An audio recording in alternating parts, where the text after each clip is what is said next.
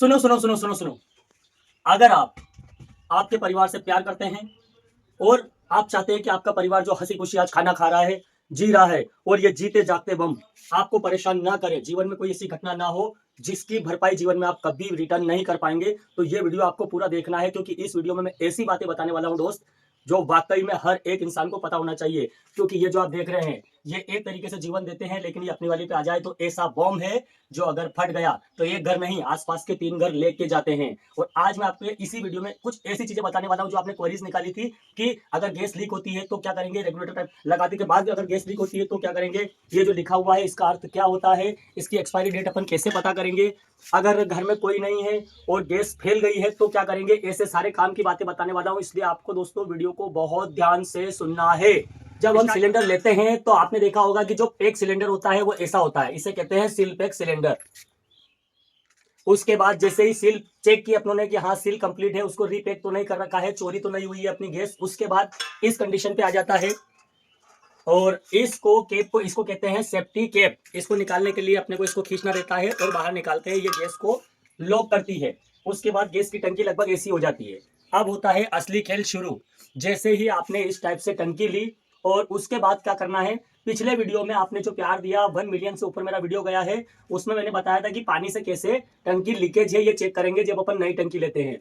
अब उससे भी आसान रास्ता इस वीडियो में बताने वाला हूं कि देखिए, इसमें आपको क्या करना है कि माना कि अगर आप पानी डाल रहे हैं और अरे यार बोले इस पानी को मैं वापस निकालूंगा कैसे, तो इससे भी सिंपल आइडिया मैं बताता हूं कि जैसे ही आपने टंकी ली उसके बाद में अपना हाथ को गीला किया, हाथ को गीला किया पानी में और साबुन साबुन से अपने हाथ को चिकना कर लिया। जैसे ही आपके हाथ में चिकनाहट आएगी उसके बाद आपको गैस की टंकी के ऊपर इस टाइप से अंगूठे को रखना है, जैसे अपन बचपन में बुलबुले उड़ाते थे उस टाइप से इसके ऊपर रखेंगे। अगर गैस लीकेज हो रही होगी तो ऑब्वियसली बबल आसपास दिखेंगे दिखेंगे यहाँ पे। जैसे ही आप इस टाइप से अंगूठा रखेंगे गीला करके साबुन में लगा के, तो आसपास बबूले निकलेंगे। अगर बबल आ रहे हैं तो दोस्त आपकी टंकी लीकेज है, आपकी टंकी में से गैस बाहर आ रही है। और बीच में देखो दोस्तों, यही मैं आपको बता दूं कि देखिए, ये जो गैस होती है ये बहुत जितनी अच्छी है उतनी ही खराब है। ये रियलिटी में इसमें गंध नहीं होती है, ये जब बनती है तो इसमें ये गंध नहीं होती, इसमें कोई सुगंध नहीं होती है। अपनी सुरक्षा के लिए कंपनियां, सरकार, मतलब जिसने भी ये गैस बनाई है उन्होंने एक गंध स्पेशल इसके अंदर डाली है,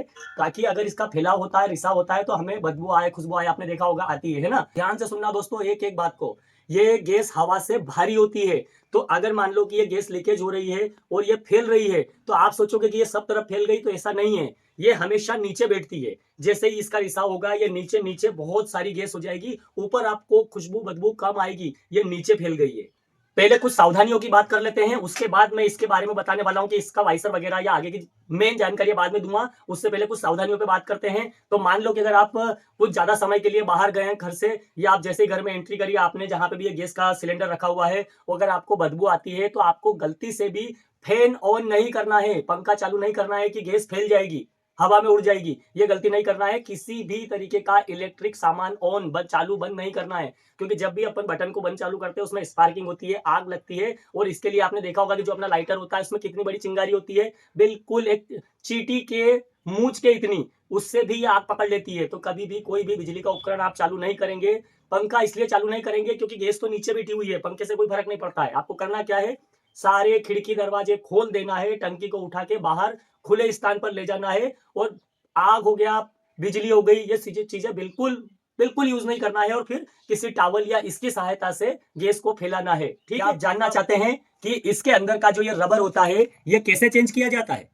क्या आप जानना चाहते हैं कि इसके अंदर अगर गैस बहुत ज्यादा रिसाव हो रहा है तो आप क्या करेंगे? ठीक है, तो हम दोनों पॉइंट पे बात करेंगे। टोटली 3 पॉइंट है, लास्ट वाला सबसे जरूरी है, बहुत ज्यादा जरूरी है। तो पहला पॉइंट, अगर मान लो कि इसमें बहुत ज्यादा रिसाव हो रहा है गैस का, तो आपको करना है कॉल 1906 1906 पर। ये अपने भारत की सारी एलपीजी गैस कंपनियों का इमरजेंसी नंबर होता है जो 24 घंटे ऑन होता है। ठीक है, पहला काम ये करना है। दूसरा करना है आपको 112 पर कॉल। कहां पर? 112 112 पर। 112 पर कॉल करने से 100 नंबर का एम्बुलेंस हो गया, 101 का अपना फायर ब्रिगेड या अपना एम्बुलेंस, इनको सीधे 102 पर सारी सूचनाएं फैल जाती है। ये कब करना है? जब हद से ज्यादा गैस का रिसाव हो गया हो, अपने हाथ से, अपने नियंत्रण से स्थिति निकल गई हो, तो गैस सिलेंडर को घर से बाहर किया और 1906 पर कॉल कर दिया और 112 पर कॉल कर दिया। ठीक है, कोई भी कारस्तानी खुद को नहीं करना है, बाहर रख देना है टंकी को। अब आपने क्वेरीज की थी कि भैया ये हमारे गैस में रिसाव हो रहा है, तो ये ऊपर का रबर हम कैसे चेंज करें।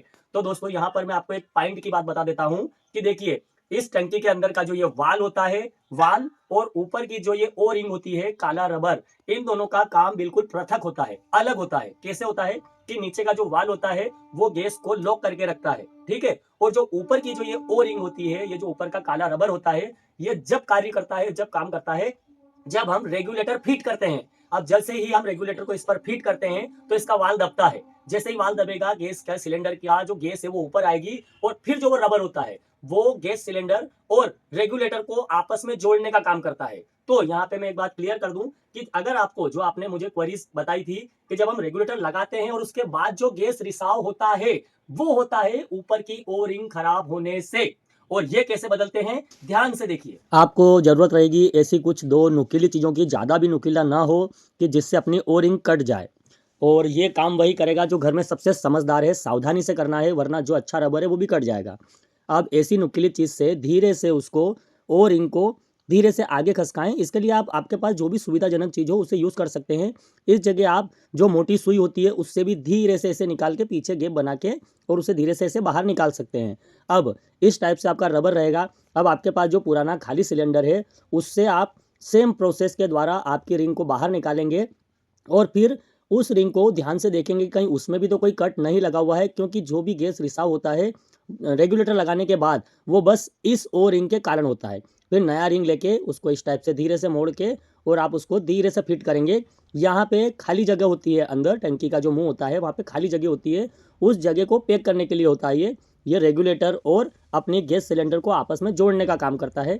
फिर यहाँ पर धीरे धीरे से उसको ज़्यादा जोर से आपको चुबाना नहीं है अपने औजार से, ताकि कहीं ऐसा ना हो कि अपना ये रबर भी खराब हो जाए। और इसे बिल्कुल सावधानी से वो जो खाली जगह है उसमें फिट करना है। मैं फिर कह रहा हूँ कि ये काम घर में जो सबसे समझदार हो वही करें। अगर आपको ये काम नहीं करना आता है तो कृपया ये काम ना करें, क्योंकि देखिए ये काम भी सावधानी का है। ऐसा ना हो कि मैं आपके अच्छे के लिए वीडियो बना रहा हूँ और आप उसे और बिगाड़ दें। तो इसलिए कभी भी ये काम पूर्ण सावधानी के साथ करें और इस टाइप से आप फिट कर दें। अगर नहीं समझ में आए तो कमेंट में लिख देना। संध्या जी, दिनेश जी, उमेश जी, इकबाल जी, राजेश जी और उषा जी, आपकी जो क्वेरीज थी ये मैंने क्लियर कर दी है। अगर अभी भी किसी की कोई क्वेरीज हो तो कमेंट में लिख देना, और कमेंट करने के लिए आपका बहुत बहुत धन्यवाद। अब सबसे महत्वपूर्ण बात देखिए, हमें किसी दुर्घटना को आमंत्रित नहीं करना है। समझदार इंसान वही होता है कि दुर्घटना होने के पहले ही संभल जाए। तो उसके लिए आपको क्या करना है, और इस काम के लिए मैं अपनी माताओं बहनों से हाथ जोड़कर निवेदन करूंगा कि आप महीने में 15 दिन में क्या करना है कि आपको एक मग्गा या एक तपेली में सर्फ का पानी या शैम्पू का पानी लेकर एक साफ कपड़े को उसमें भिगोना है, जैसे हम पोछा लगाते हैं। और फिर रेगुलेटर से लेके, जहां रेगुलेटर रहता है, रेगुलेटर को ऑन किया, चालू किया, अपनी गैस पर चाय बन रही है या जो भी गैस उस समय ऑन है, चालू है, तो उस कपड़े को गीला करते गए और उस रेगुलेटर से लेके उस पाइप से, उस पाइप को पूरा उस पोछे से भिगोते हुए कहां तक पहुंचना है हमको, जहां पर गैस से वो पाइप जुड़ा हुआ है, वहां तक उस पोछे को ऐसे लगाते हुए जाना है। उससे क्या होगा कि वो जो सर्फ है, वो जो साबुन है, उसका जो कपड़ा है, उससे जब हम उसे साफ कर रहे हैं तो अगर गलती से कहीं से लीकेज हो रहा होगा तो वहां पर बुलबुले निकलेंगे। समझ गए? तो आपको दुर्घटना होने के पहले ही पता चल जाएगा कि ये यहाँ से लीकेज है। अब रेगुलर, क्या आप जानना चाहते हैं इस बॉम्ब की एक्सपायरी डेट क्या होती है और ये कब अपना रूप बॉम्ब में परिवर्तित कर लेता है? क्या आप जानते हैं कि ये बी जो इसके आगे लिखा हुआ है 26, 27, 28, 30, 31, इसका अर्थ क्या होता है? ज्यादातर लोगों की ये समस्या रहती है कि ये क्या लिखा है हम समझ ही नहीं पाते हैं। इसकी जो सारणी होती है ना, वो समझ में नहीं आती है। ज्यादातर मेरी माताओं बहनों को, भाइयों को यही शिकायत होती है। तो आज मैं इस वीडियो में आपको इतनी सिंपल और सरल भाषा में समझाने की कोशिश करूंगा कि आप एक निगाह में समझ जाएंगे कि ये क्या लिखा है, ये कब बॉम्ब बनने वाला है, ये क्या होता है, ऐसा क्यों लिखा होता है। देखिए, अब आप पहले, सबसे पहले इस सारणी के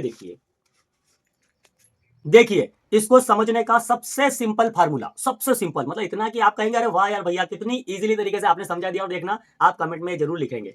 देखिए, इसमें सबसे पहले तो केवल ए, बी, सी या डी, बस ये चार ही होते हैं। आप किसी भी टंकी पर देखेंगे तो केवल ए, बी, सी, डी, केवल ये चार होते हैं। तो अब मेरी माताओं बहनों को क्या करना है कि इस उंगली को ए, बी, सी और डी समझ लेना है। ठीक है, सबसे पहले ये हो गया। अब दूसरा, इन्होंने क्या किया है कि इसको सिंपल करने के लिए ए के अंदर 3 महीने, बी के अंदर 3 महीने, सी के अंदर 3 महीने और डी के अंदर 3 महीने कर दिया है, ताकि और सिंपल हो जाए। अब मान लो कि लिखा है ए, ठीक है, ए के अंदर जनवरी, फरवरी, मार्च, बी के अंदर अप्रैल मई जून, सी के अंदर जुलाई अगस्त सितंबर और डी के अंदर अक्टूबर नवंबर दिसंबर। समझ गए? तो जैसे ही गैस सिलेंडर अपने सामने आया, फट से देख लिया, अच्छा ये सी है, तो सी पे देख लिया कि जुलाई अगस्त सितंबर। अब अगर हम ध्यान दें कि इस पे क्या लिखा है, तो इस पे लिखा है A26। इस पे क्या लिखा है? A26। अब इसका अर्थ क्या हुआ? तो ये 26, ये 31, ये 30, 28, ये जो भी लिखा है ये होते हैं साल 2026, 2028, 2031। तो अब ये लिखा है, मान लो कि A26 है ना, तो A26 का अर्थ हो गया। ए में क्या आता है? ए में शुरू के 3 महीने आते हैं, जनवरी फरवरी मार्च। ठीक है, अब यहां लिखा हुआ है 26, तो अब ये क्या बोल रहे हैं कि ये टंकी का अर्थ क्या हो गया? जनवरी फरवरी मार्च।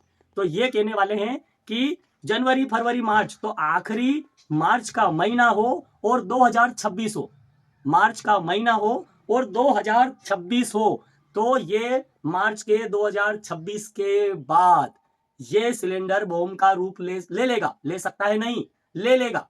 मतलब बिना कंपनी की टेस्टिंग के ये रिटर्न कंपनी के पास जाएगा, वापिस से ये चेक होगा, कंप्लीट उसकी प्रोसेस होगी, फिर ये एजेंसी में वापिस आएगा।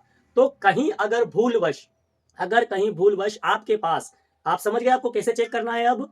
तो और हाँ, ये वीडियो देखने के बाद आपको कॉपी पेन लेकर जो मैंने बताया है वीडियो को रिटर्न करके वापिस से सीखना है, अपने हिसाब से उदाहरण लिखना है कि मान लीजिए कि सी का 2028 लिखा हुआ है तो उसका अर्थ क्या हो रहा है, डी का 2030 लिखा हुआ है तो उसका अर्थ क्या हो रहा है, और मुझे कमेंट में लिखना है। मैं देखूंगा, मैं आपको रिटर्न कमेंट करूंगा कि आपने सही आंसर दिया है नहीं, आप सीखे हैं या नहीं। अगर नहीं सीखे हैं, मेरी बातों में अगर आपको कोई चीज बाकी रह गई हो, कोई जानकारी और बाकी रह गई हो, तो आप मुझे कमेंट में लिखेंगे, मैंने कैसा समझाया है ये भी लिखेंगे। प्लस सबसे महत्वपूर्ण बात, इस वीडियो को आप शेयर करेंगे। क्यों करेंगे? हर घर, हर परिवार सब सुरक्षित रहे। सबसे कीमती चीज होती है परिवार, अपना परिवार, सबका परिवार। तो ये अपने परिवार के लिए, आपकी माता बहन, अपने जो रिश्तेदार है उनकी सुरक्षा के लिए आपको ये वीडियो अवश्य शेयर करना है। ये जीवनदायी वीडियो है, इसलिए इसे शेयर करना ही करना है। मेरी बातों में अगर आपको इन्फॉर्मेशन अच्छी लगी हो तो लाइक जरूर करना है, और कमेंट में कोई भी क्वेरीज हो, कोई भी और आपकी ऐसी समस्या रह गई हो जो नहीं समझ में आई हो, तो आपको रिटर्न लिखना है। और अब मुझे फॉलो इसलिए करना है क्योंकि आने वाले वीडियो में मैं बहुत ही और अंदर की ऐसी जानकारियां देने वाला हूं जो वाकई आपको बहुत अच्छी लगने वाली है। तो फॉलो करना ना भूलना, शेयर ये वीडियो आपको करना ही करना है, और कमेंट में आपकी क्वेरीज लिखना है और एक लाइक देना है। फिर मिलते हैं अगले वीडियो में इससे भी और बेहतर जानकारियों के साथ। फिर मिलते हैं।